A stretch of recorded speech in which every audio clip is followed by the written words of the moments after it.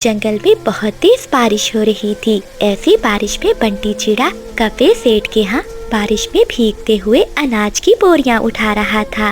अरे ओ बंटी, जल्दी कर, तुझसे एक बोरी नहीं उठाई जा रही। अपने साथ के दूसरे पक्षियों को तो देख, कितनी बड़ी बड़ी बोरियां उठाकर गोदाम में रख रहे हैं और तू कछुए की तरह आराम से चल रहा है। ऐसे काम करेगा तो तुझे पगार नहीं मिलेगी।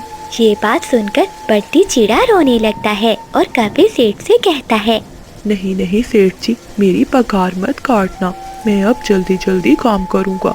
थोड़ी देर तक सभी पक्षी अपना अपना काम खत्म कर लेते हैं और फिर सभी पक्षी कफे सेठ से पगार लेने आ जाते हैं।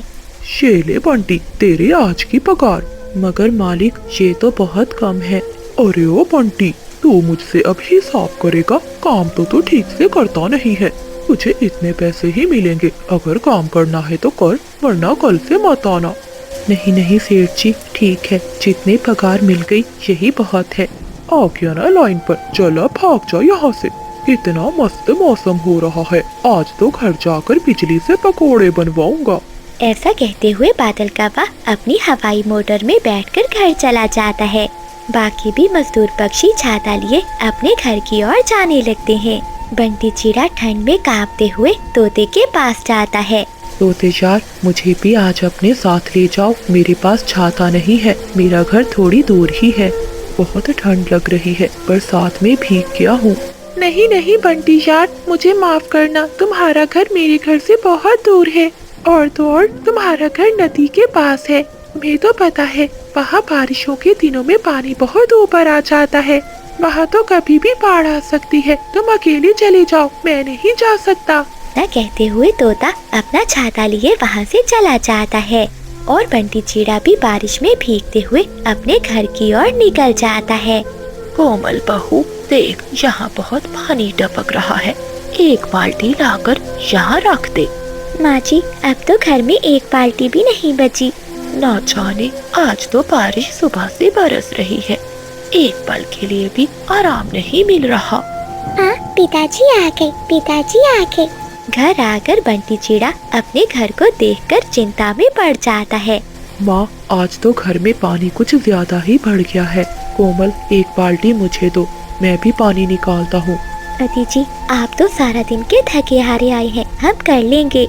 थोड़ा सा पानी कम हो जाए तो मैं सबके लिए भोजन भी बना दूंगी। माँ, पिता की तबीयत कैसी है? बेटे, तुझे तो पता है, तेरे पिता अब चल फिर नहीं सकते, बस घोंसले में ही लेटे रहते हैं। दवा मैंने दे दी है, बस आराम कर रहे हैं।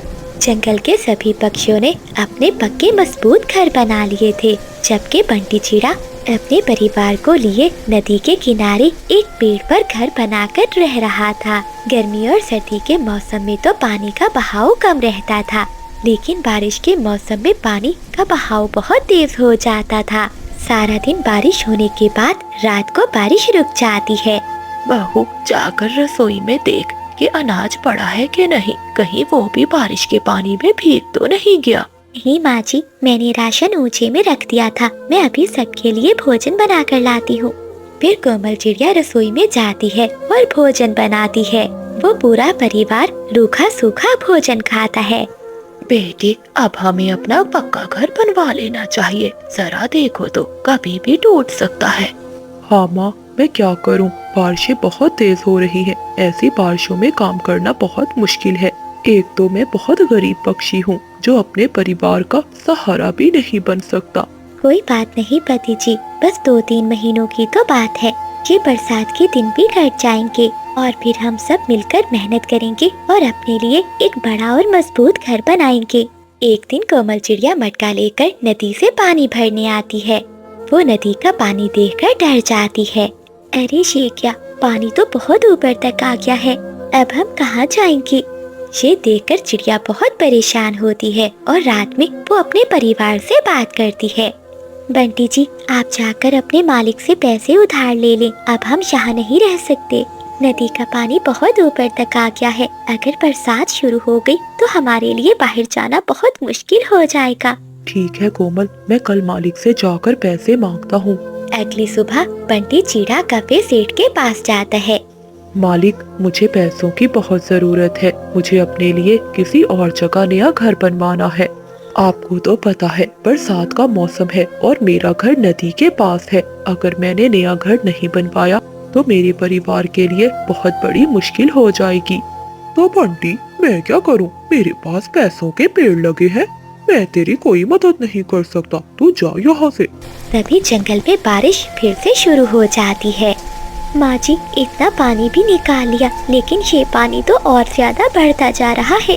तभी बंटी चिड़ा आता है। माँ, आप पिताजी को संभालें। कोमल, तुम मीना को साथ लो और सामान बांधो। जल्दी घर से बाहर निकलो। बेटे, क्या हुआ? तू इतना हाँफ क्यों रहा है? सब ठीक तो है ना? माँ, कुछ भी ठीक नहीं है। मैं अभी सुनकर आ रहा हूँ। कबूतर चाचा ने बताया है कि हमारे जंगल में बाढ़ आ रही है। बाढ़ का पानी यहाँ किसी समय भी आ सकता है। हमारा घर तो नदी के पास है। जल्दी करिए, हमारे पास समय नहीं है। वो सभी पक्षी अपना सामान इकट्ठा कर ही रहे थे कि तभी पानी बहुत ऊपर तक आ जाता है। तभी छत का एक हिस्सा टूटकर बंटी चिड़े के पिता पर आकर गिरता है। बचाओ, कोई मुझे बचाओ। तड़पते तड़पते वो मर जाता है।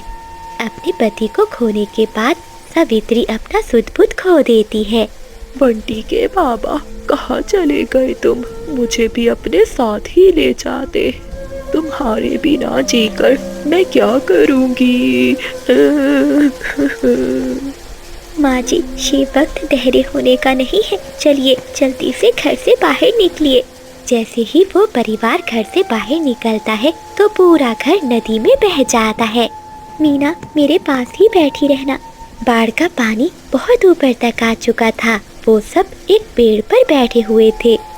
माँ, क्या अब हम मर जाएंगे?